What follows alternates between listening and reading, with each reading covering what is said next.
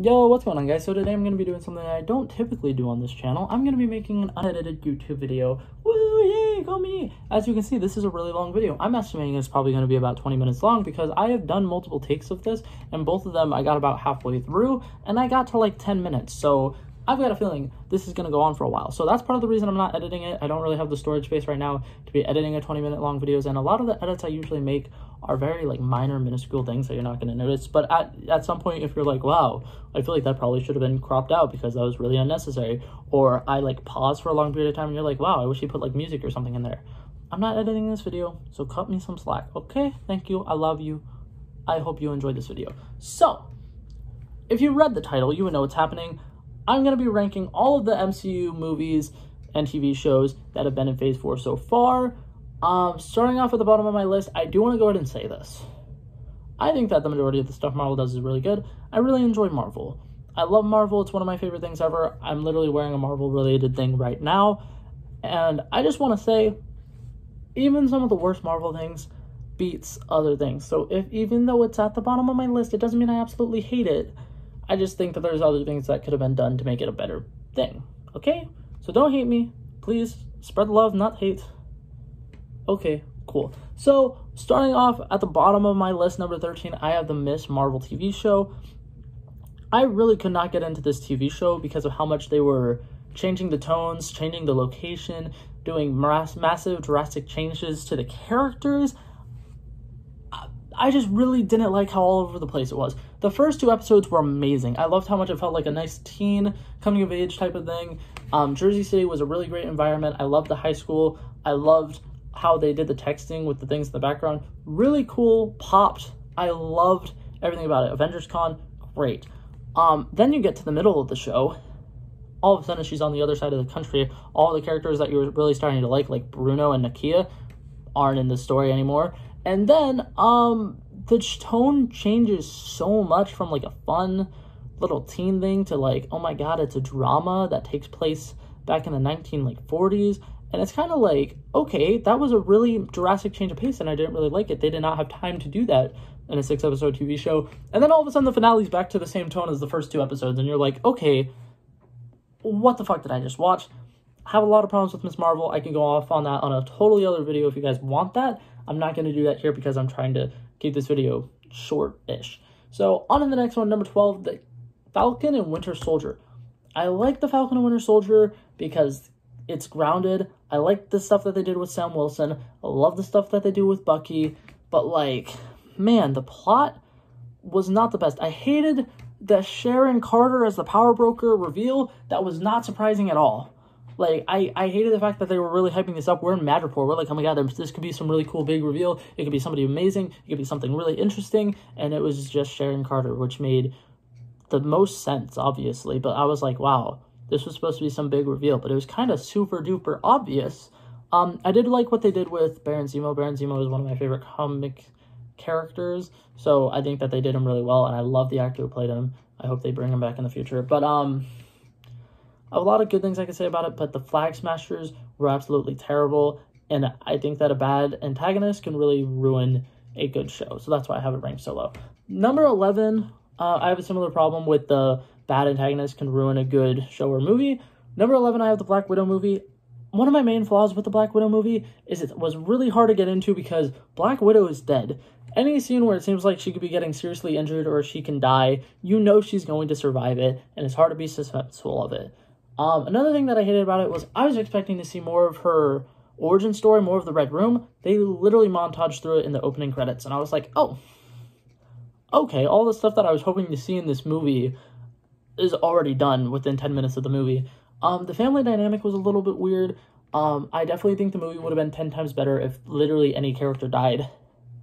I hate when they do massive, like, finales, like climaxes of a movie, and it's something like, oh my god, yeah, the Red Room is falling out of the sky. Not a single person dies. Even all the like little Black Widow characters that did not care too much lived. Dreykov obviously died. Good for them. Spot on. But like, man, also very disappointed in the lack of Taskmaster. I really wish he could have been in the movie a little bit more. The car chase scene was good. Yelena Belova was good. Those are probably like the two things that really saved the movie, in my opinion. But not going to go off on it too much. I thought it was a relatively fun movie to watch. I just was very, very disappointed in it. On to the next one, number 10, I have Thor, Love and Thunder. I absolutely loved this movie when I watched it the first time, and then I watched it a second time, and I'm like, wow, this scene that probably could have been a really, really serious scene ended in a joke. And every single scene in the movie ended in a joke. And it's hard to get in a movie which deals with serious, serious problems like cancer when just everything is ended in a joke. And something that absolutely ticks me off about this movie, for one, Gore the God Butcher had the potential to be the best Marvel villain, in my opinion. And we never see him kill gods. Gore the God Butcher never kills gods. And I also kind of hate that there's never really any time where, like, Thor and Gore really have any times to, like, have talks and discussions, because in the comics, that's, like, a big thing, is the unworthy Thor storyline, and he has so many, like, disagreements with Gore and stuff like that, because he kind of sees, like, you know, Gore's technically not that right. And literally in the movie, they had the perfect setup to do this when all the gods in a Nipian city see him and are like, yeah, no, we're not going to help you. But he never sees things from Gore's point of view, and I feel like there was a lot of missed opportunities there. I also hated all of the death fake outs, because there's like, oh my god, no, Korg died. Oh, he's back alive. And oh my god, no, Valkyrie is in like a super critical condition, and then she was completely fine. And then, oh my god, Sif is dead at another planet, but she's not. And then at the end, when Jane finally dies, it's hard to feel any emotions because of all the deaths that he faked us out with. And I'm like, dude, that was terrible. No, why? Like, that was so unnecessary. Anyways, not the point. I'm not going to go off on Thor, Love and Thunder that much, because overall it was a fun movie to watch, and it was all right.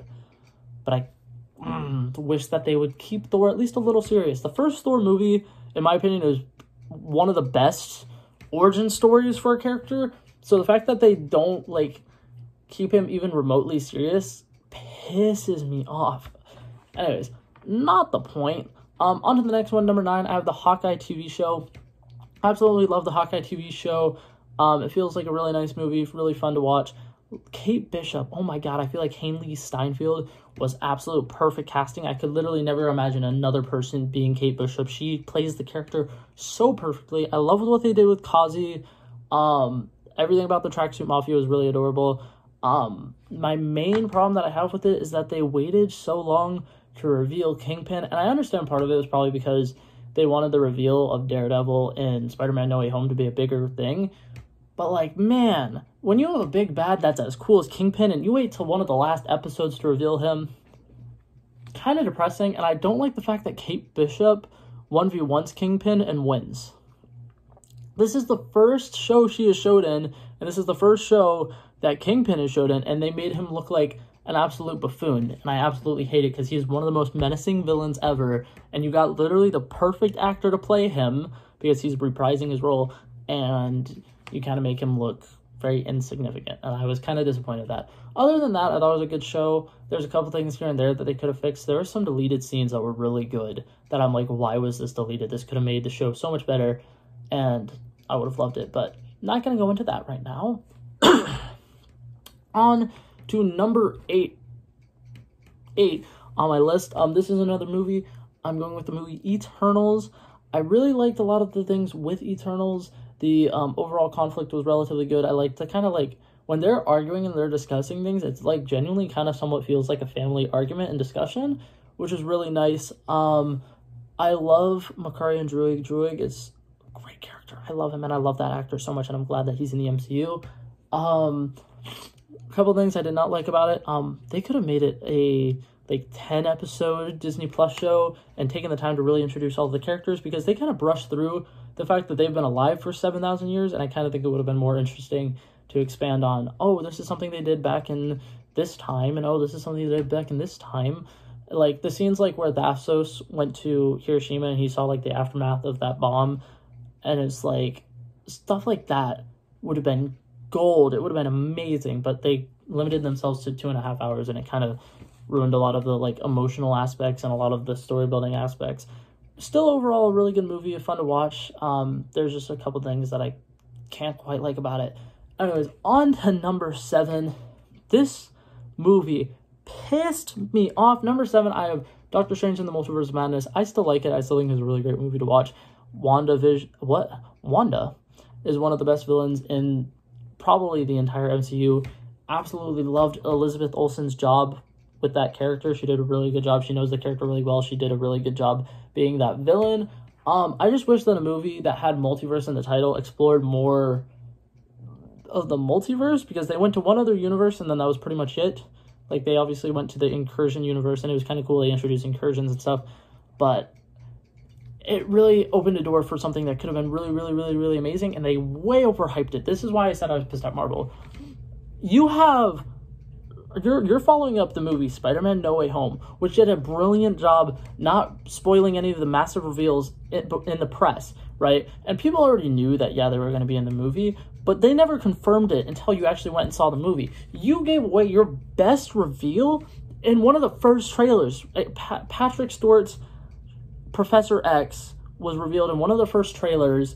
So we're over here like, oh my god, there's going to be so many amazing cameos. They're going to be going to other universes. They're going to see X-Men characters. They're going to see Fantastic Four. They're going to see this. They're going to see that. All we got was like 2 minutes of John Krasinski and a guy from the Inhumans TV show, and it was so ungodly disappointing. If you're going to have a big reveal like Patrick Stewart as Professor X, save that for the movie, please, Marvel, because you got me way overhyped for something that was not worth it at all. But that being said, still a good movie, still fun to watch. I just wish that their advertising team wouldn't reveal way too much before the movies and shows actually come out. On to number 6, I have the show WandaVision. I really, really like the stuff that they did with the show. I really like the way that they brought back like minor characters from the Ant-Man movie and minor characters from the Thor movie, and they brought them together in a way that actually made sense. And I really liked some of the stuff that they did with it. Wanda in it was great. Vision in it was great. I love the whole aspect of her having her kids and then having to lose them with that self-sacrifice. Really great storylines there. Another thing I didn't like about this was something similar with the Hawkeye show. I didn't like how late in the show they waited to reveal the big bad was Agatha all along. Like, I feel like you could have introduced it a little earlier in the series. It would have made a little more tension. There could have been more like action-packed scenes. I understand your CGI budgets aren't that good, but like, could have been slightly better. Overall, really loved the show though. I thought it was great. On to number 5, we have a show that I was not expecting to like at all. Something I was really like, I don't know if I'm gonna watch this. I might just binge watch it because it's quick and easy. I'm talking about What If. That show was fantastic. I'm gonna be honest. All of the rest of the shows and movies and whatever that I'm going to be talking about, I think are really, really solid. And if you haven't seen them, you should definitely go watch them because they are amazing. So, What If is like an animated series. I was not expecting to like it. The way that they connect different things is great. The way that, like, just everything is so... I honestly couldn't even put, like... My brain is like blanking right now because I can't think of a word that is bold enough and big enough to explain how great some of these storylines were in it. And I really wish that some of the episodes were a little bit longer and that they could have explored a little bit more. The Doctor Strange episode was amazing. I loved episode 8. They had one of the most cinematically beautiful scenes and it was in an animated show with Hawkeye where he's going down and sacrificing himself against all the Ultron bots. It's so amazing and I love it so much. And the way that they connect it all at the end, and Ultron Infinity is fucking terrifying when he's like, I can see you. What? Brilliant writing. Brilliant writing. I absolutely love it. One of my favorite villains. Everything about that show was incredible to me. Okay, on to number 4. This one of my second-rate movies out of all of the movies that have come out in Phase 4. I got Spider-Man No Way Home. I really loved Spider-Man No Way Home. It was a really, really great theater experience. I'm glad they're bringing it back to theaters. I don't know if you've seen that. Sony announced that they're doing the Way More Stuff edition or something like that. And it's going to be back in theaters, I think, in September. Really excited for that. But I did love the chemistry between the 3 Spider-Mans. The way that it really felt like a brotherhood between the 3 of them. I really liked the way that Doctor Strange was incorporated in it. And he wasn't necessarily like a mentor. And I loved Spider-Man, Peter Parker, beating Doctor Strange using geometry. Fucking amazing. I love it so much when they bring up the fact that smart characters are smart characters, because a lot of times they'll like ignore the fact that in the comics Peter Parker is a fucking genius, and then he did that and I was like, that's the Peter Parker I know and love. That's what I'm talking about. That was great. The emotion in that scene, the scene where he's crying and the Daily Bugle is calling him a monster and it's raining, absolutely beautiful. And the fact that he wanted to kill Green Goblin, probably my favorite villain in all of Phase 4. It was amazing. He did such a brilliant job, and I agree when Kevin Feige said he didn't want to do those villains because the original actors just did so good. He's not wrong. Like, Alfred Molina did phenomenal. William Dafoe did phenomenal. So nice to see them reprising their roles, along with Andrew Garfield and Tobey Maguire. Really good feel-good movie. Absolutely loved it. Number 3. The reason this is number 3 is because it just feels so fresh, and it's so nice to have another origin story in the MCU. I'm talking about the movie Shang-Chi.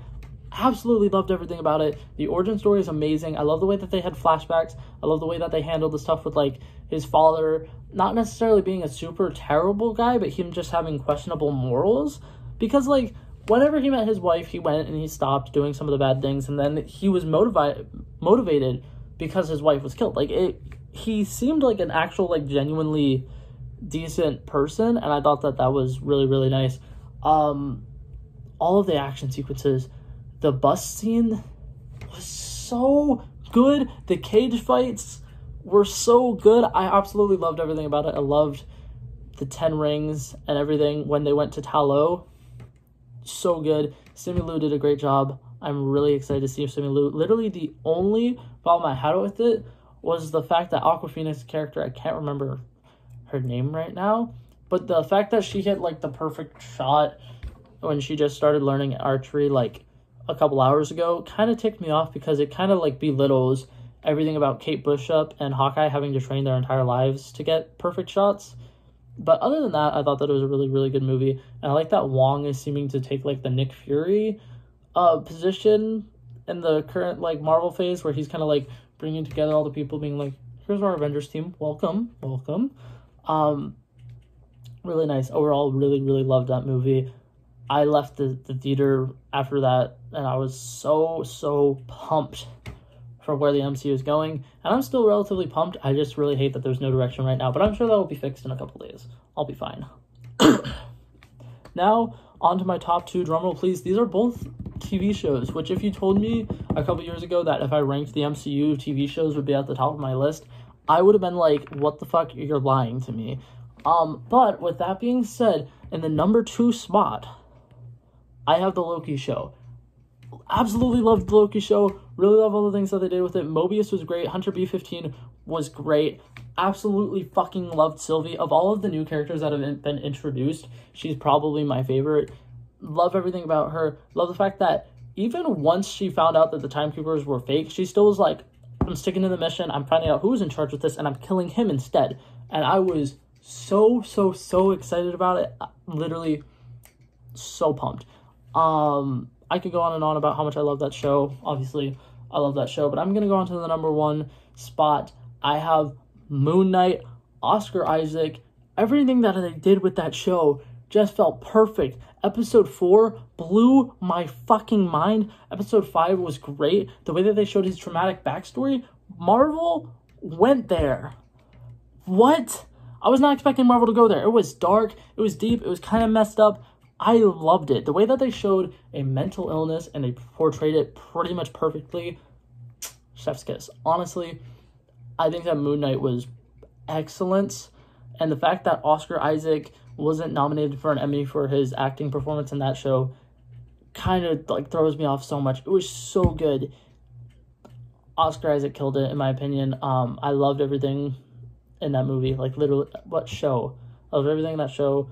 Everything with him, everything with the Layla, the Scarlet Scarab, and the way that they just, like, at the end of the show, like, went back to, like, the mental facility, and then all of a sudden you see Arthur Harrow's, like, feet bleeding. Like, they just, every single thing that was in the first couple of episodes had a payoff in the finale. The finale was so good, and then obviously Jake Lockley in the post-credit scene, incredible.